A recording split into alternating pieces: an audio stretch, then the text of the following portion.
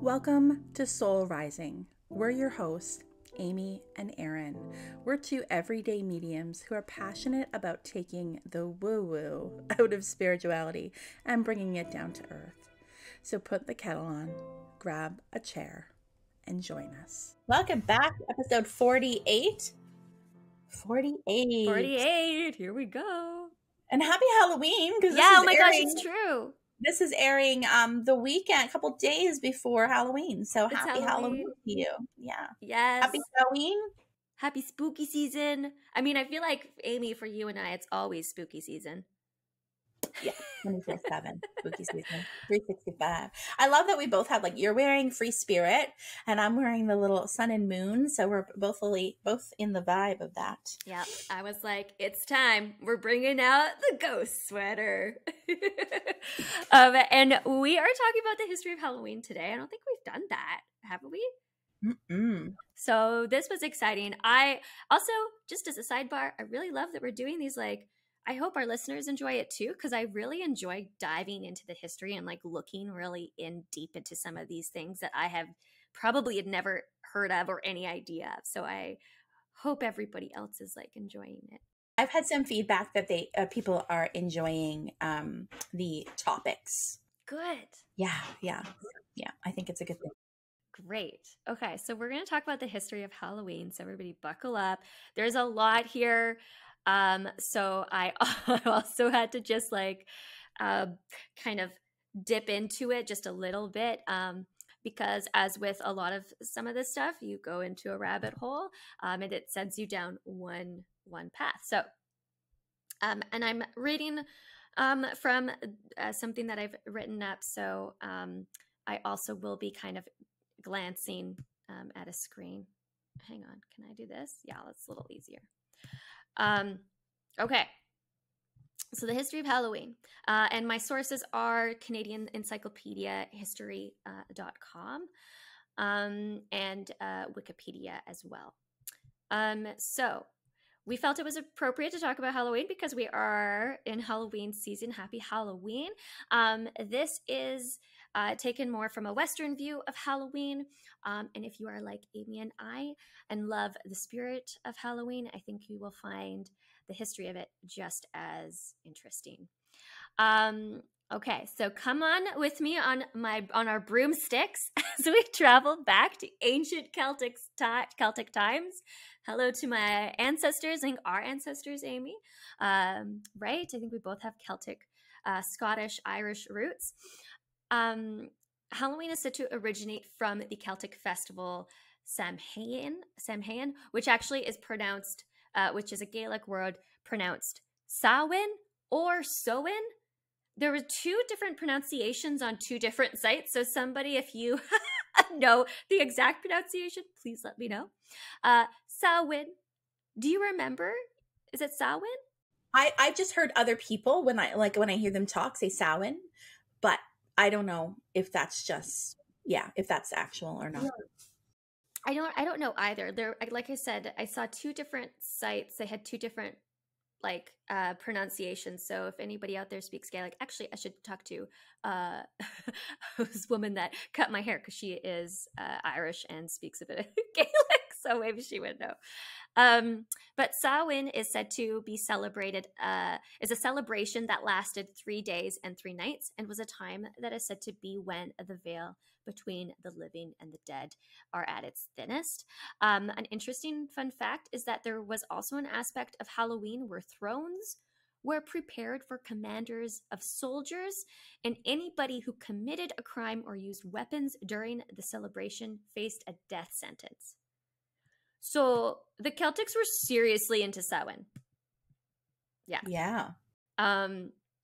I don't know, Amy, do you find that anything is different when you give readings around this time? Do you feel like the veil is thinner? It's funny that you asked that because I was thinking about that in my head when you were talking, of course. For me, it's interesting because a lot of people will use that term, the veil is thinner. For me, I don't believe it is, in the sense that I believe that 24/7, 365, the spirit world is like here. I'm starting to believe that here and there are the same place in some way. And that it's just our perception. So when somebody says veil, I don't actually see it as like a physical veil that's thinning and all of a sudden the spirits are closer to us. I feel like maybe it's more of the some sort of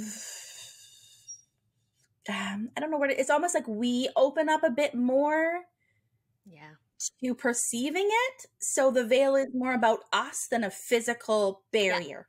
I was going to say the same thing. I feel the exact same way. I feel like collectively we're all in this kind of same headspace a little bit. And I know there are people that actually do believe that, but I just think it's like energetically, I personally, I think that it is thin because we've kind of created it that way. I was going to say, because thought creates. So if there's this belief, oh, it's spooky season, it's Halloween, the veil's thinner, maybe all of a sudden, because of that awareness, that belief, we're noticing things that we wouldn't notice any other time of the year. But for us as working mediums, we know that we can connect any time of the year, right? Yeah. So I think that's part of it too. I would agree. I think spirit is here with us constantly, and I think it's just about perception. It's not behind some veil for me. It's right here. Yeah. Yeah, exactly. The Celtics definitely believed the veil was thin as well. And in an effort to keep their children safe, the people would prepare offerings to leave outside their door to keep the fairies away. They would also dress as animals or monsters to keep fairies and the bad spirits away as well. Also, this sent me down a rabbit hole because I remember hearing about fairy folklore, which is actually really interesting when you look more into it. So maybe we can do another future podcast on that. But if you look into the folklore surrounding fairies, there also is a fear that they would kidnap children. And in fact, there are actual cases in the 1800s in Ireland. I think there was one case where they accused fairies of stealing children or of stealing a child, when in actuality it was like somebody in the community. Erin, do you know what this reminds me of? A book that you recommended to me, The Lighthouse Witches. It does. Yeah, because they talk about that. Yes, they do. As soon as you said that, I'm like, oh, that's that book. Yes. Yeah. That's a good read suggestion if you're interested, guys. So good. And she also has another book coming out, which I've pre-ordered, which should be here soon. Oh, amazing. I'm going to have to pre-order it too because I really like it. The Lighthouse Witches, guys. Yeah. Yeah, she's a great author. I'm forgetting her name now, and I'm so sorry to her. Either. But she's great.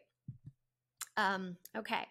The Celts celebrated their new year on November 1st, actually, and it was known as the end of summer and harvest, and it was most associated with death.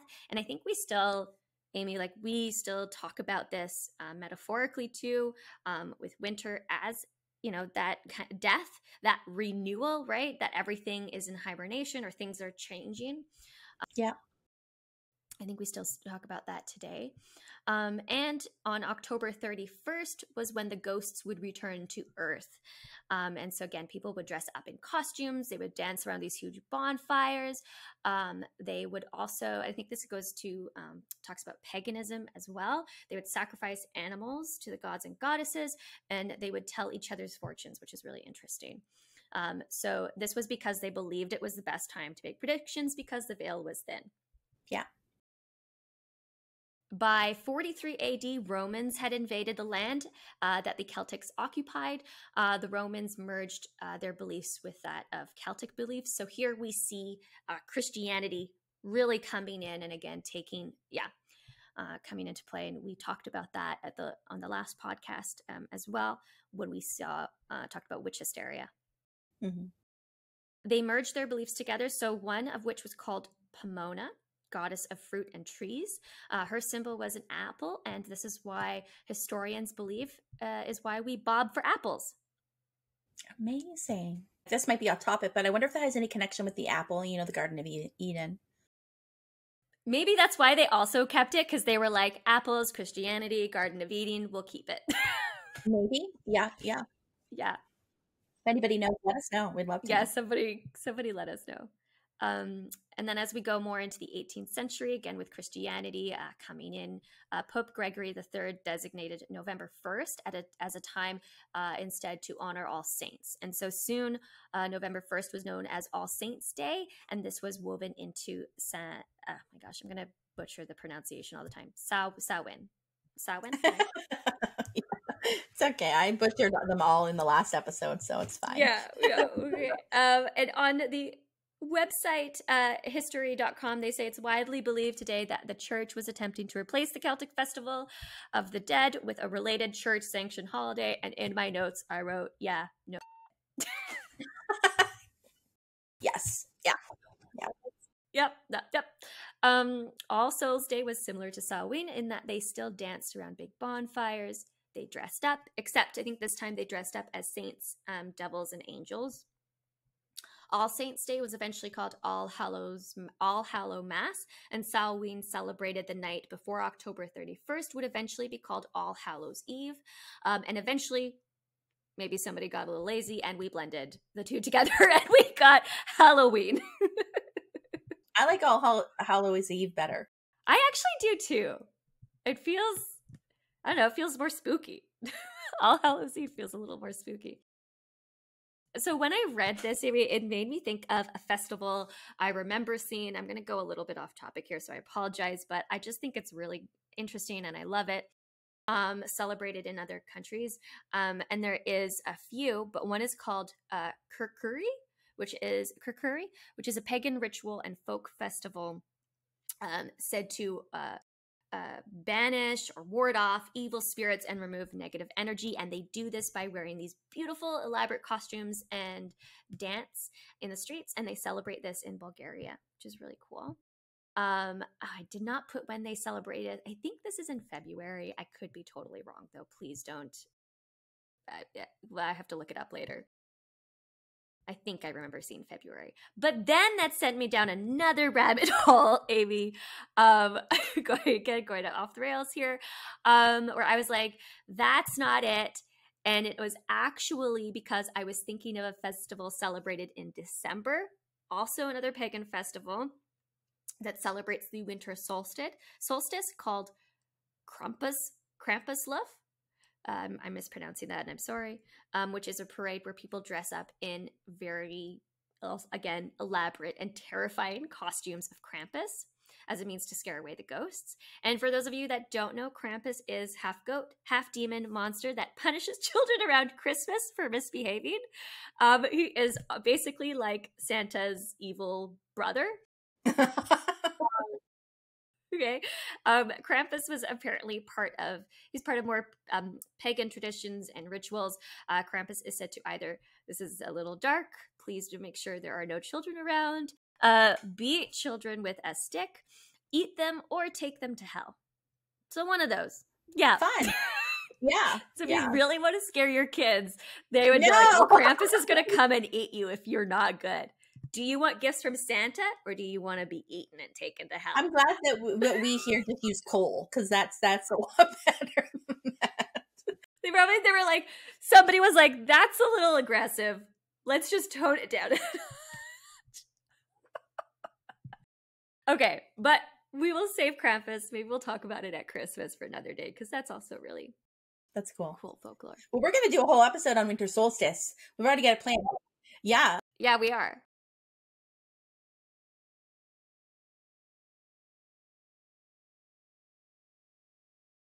And then we'll sneak in the evil half-goat person. Yeah. Half-goat Krampus in there. Okay. There is a movie, actually, about Krampus. It's not great, but if you guys are interested. Really? What's it called?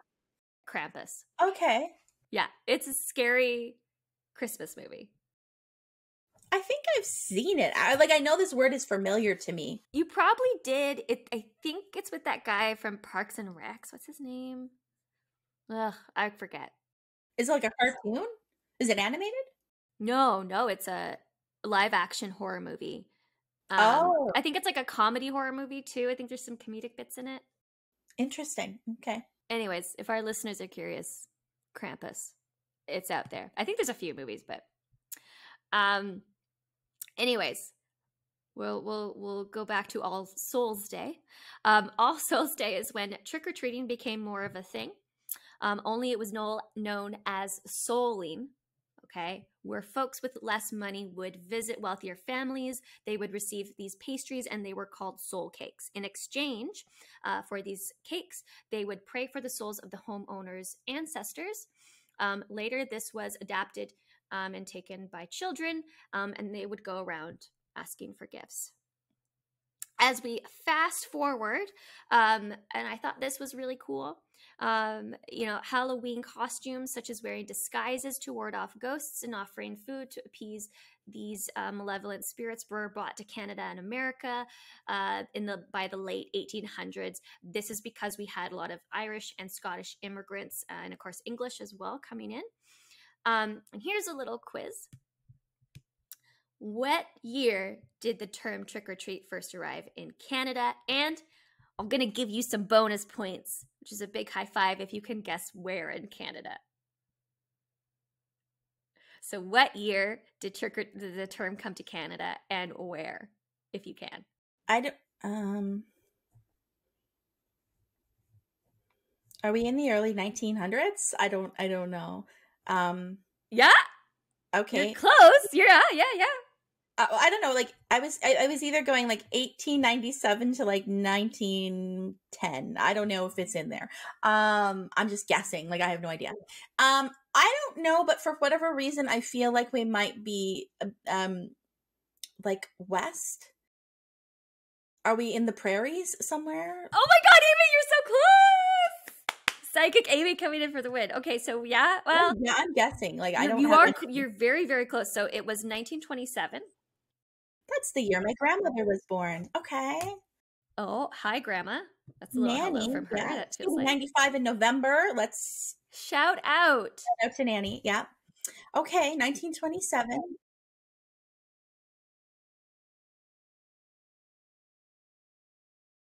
I had a feeling it was west. I just was like, for whatever reason, I was like Saskatchewan. This feels like a Saskatchewan thing. I don't know why. So do we know why in Lethbridge, Alberta? No, but that's just where it was first, I think, like documentation of it. Okay. So it might have been happening, but like the first one. Okay.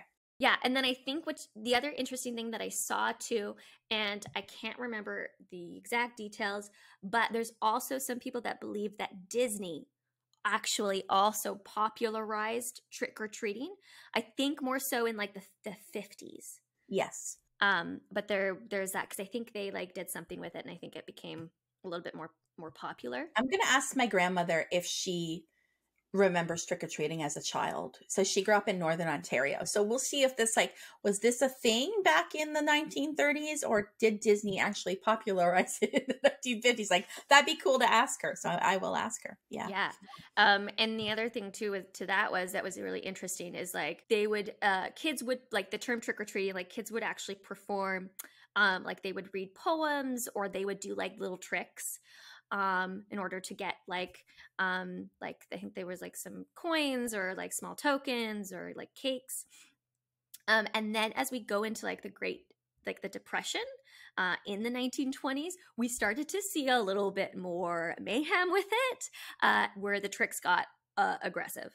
So it was more like, do you want me to vandalize your house, or are you going to give me food?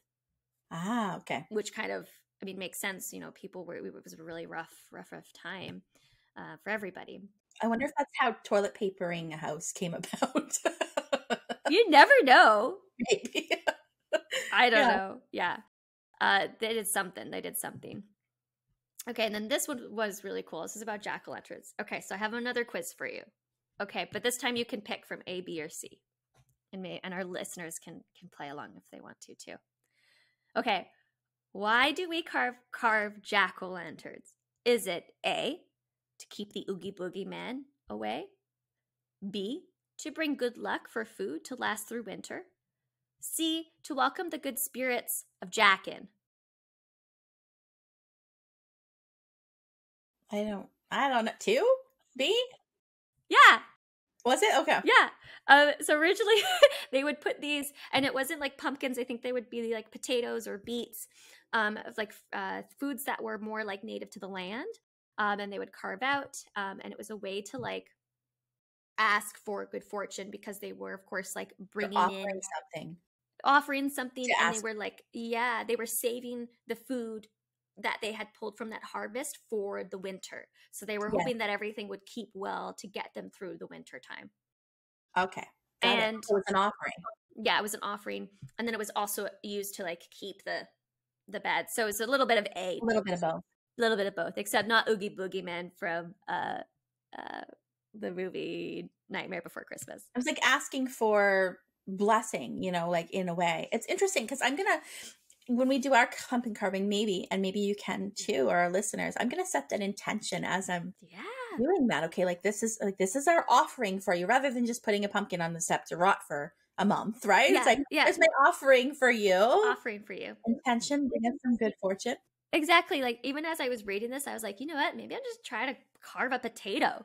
I'm gonna try to do that. I want to see a little candle, a tea light inside of it. Yeah, right. I think it was really cool. But yeah, I agree. I want to try to do that as well. Okay, and then we have another little pop quiz. Okay, I love the pop quiz. Right? I think these are kind of fun. Okay, why do we call them jack-o'-lanterns? This I did no idea about. Is it A, because a drunk man sang a song about a boy named Jack and fell on a pumpkin? B, a man named Jack sold pumpkins to the townsfolk? Or C, it's from an Irish legend called Stingy Jack? C? Yeah. C. Okay. Yes, you're correct. It's from an Irish legend called Stingy Jack. It's an old folk tale about a man named Stingy Jack, and the story is a little bit long, but I'm going to paraphrase here. Jack basically tricked the devil into not buying his soul repeatedly, like a few attempts, because he wanted a drink. So he tricked the devil into buying him a drink.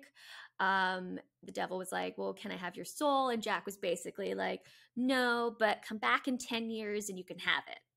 I don't know how he did that, but he tricked the devil. The devil didn't end up getting Jack's soul, but when Jack died, God did not want him in heaven. And neither did the devil. The devil was like, you're not even welcome here because you played me like a fool. Not about Jack. And so Jack was said to be wandering the night with nothing but a carved turnip, and has been roaming the earth ever since. Irish folks eventually would refer to this ghostly figure as Jack of the Lantern, and then jack-o'-lantern caught on again because there were too many words, too many syllables in Jack of the Lantern was too much. Yeah. I love it. That's an interesting story. I had no idea. I thought that was really cool. And then in Ireland and Scotland, when people started to people would make their own versions of Jack's lanterns as a way to like frighten him off as well, and again to ward off the evil spirits. And then when we saw folks immigrating to the United States and as well as Canada, especially because there was the potato famine going on, so a lot that kind of brought people over. They brought their customs and traditions as well. So I think that kind of merged in with North America. Mm-hmm. And then because pumpkins were native to a land and they grew predominantly in North America, they started to carve pumpkins instead. Pumpkins instead of turnips and potatoes. Instead of turnips and potatoes. This is why. So I wonder if that's very cool. So I wonder if people, in Scotland and Ireland, if they also, is it always pumpkin? Is that the tradition? Or maybe other people are carving squashes and things. I don't know. I don't know either. Maybe. Yeah. Maybe. Yeah. That's cool. Very interesting. I'm going to go carve a squash.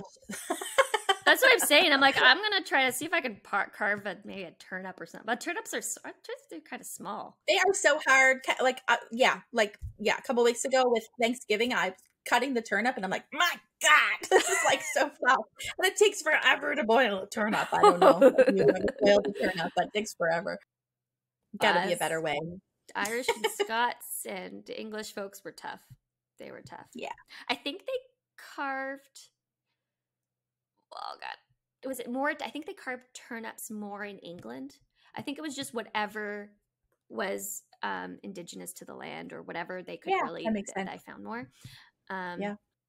And again, all of these traditions are kind of coming back from pagan traditions, pagan culture. And that's really it. That's kind of my small little history lesson. I love it. On Halloween. Yeah. Yeah. Amazing. Yeah. No, I really enjoy it. And then I wanted to also, because we were talking about witches last time. Yeah. And it made me think of, I'm seeing if I can just try it on my phone, which is why I'm here. Why we say witches ride on broomsticks, because I remember hearing about this and I was like, oh my goodness. Oh boy. Hang on. I'm going to just read a little bit from history.com. So I'm so sorry, you guys. So the act of sweeping in ancient times was likely used with bunches of thin sticks. This task even showed up in the New Testament. So the word broom comes from plant or shrub. From the beginning, brooms and blossoms were associated primarily with women. Of course, cleaning supplies. Great. Despite this, the first witch to confess to riding a broom or bosom was a man who was a priest from Saint Germain near Paris. He was arrested in 1453 and tried for witchcraft after publicly criticizing the church's warning about witches, and he confessed under torture. But that wasn't why.